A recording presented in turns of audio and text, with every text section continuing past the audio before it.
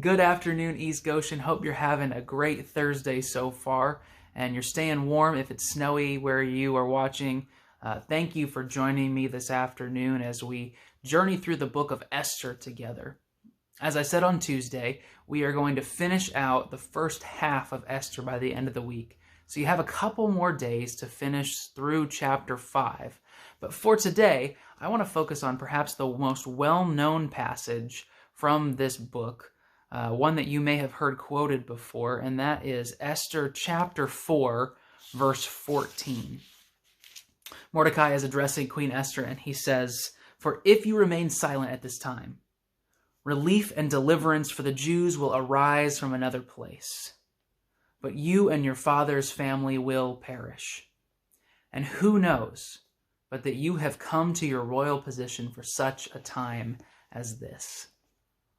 This is perhaps the most quoted passage from the book of Esther and the most well-known verse. And you've probably heard it before, and depending on the context, in different services or Bible studies. And there's a good reason that this is the most well-known verse. Esther is a strange book because it never mentions the name of God directly. Look through it. Comb from the beginning to the end, you will not see God referenced at all. But the hand of God is apparent throughout this story. God has placed people in specific situations, in specific positions of authority. He's placed them in the paths of one another so that they can interact and ultimately lead to the salvation of the Jewish people from the edict of a misguided king. Here in chapter 4, we have found out that King Xerxes signs a decree saying all of the Jewish people are to be executed on a specific day. Haman, one of the officials in his court, has convinced King Xerxes, again when he was intoxicated, to sign this decree because he dislikes Mordecai. Haman is jealous of the attention that Mordecai gets for doing the right thing. What we talked about on Tuesday, Mordecai thwarts an assassination attempt against King Xerxes' life and is rewarded, at least slightly. He is celebrated because he has done a good thing. And Haman cannot stand that Mordecai is receiving honor because Mordecai refuses to acquiesce to his every whim. Mordecai refuses to kneel in the presence of Haman.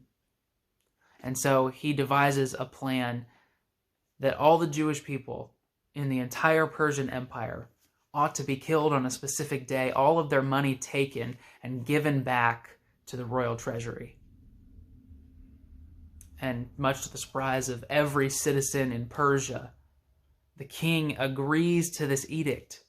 He even tells Haman to keep the money. He doesn't really care what happens to it. And so Mordecai is left with little options as far as trying to save his people. So he comes to Esther, the only Jewish person who has the authority and influence to change the decision of the king.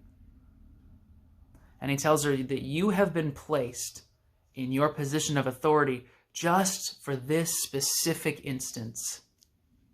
That God has brought you to this position of influence and authority because he wants you to save his people.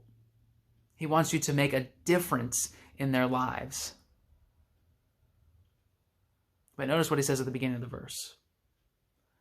That if you remain silent, deliverance for the Jews will come from another place.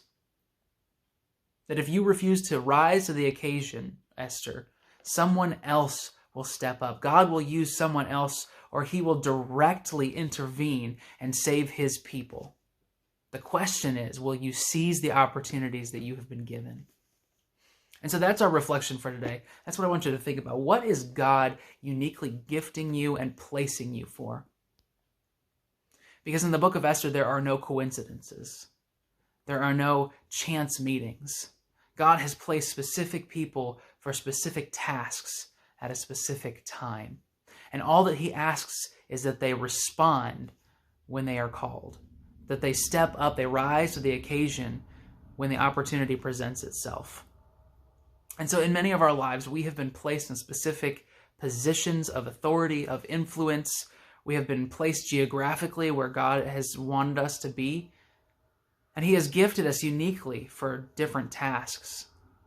And so the question that I have for you is, what opportunities are present in your life right now that God has uniquely positioned you for?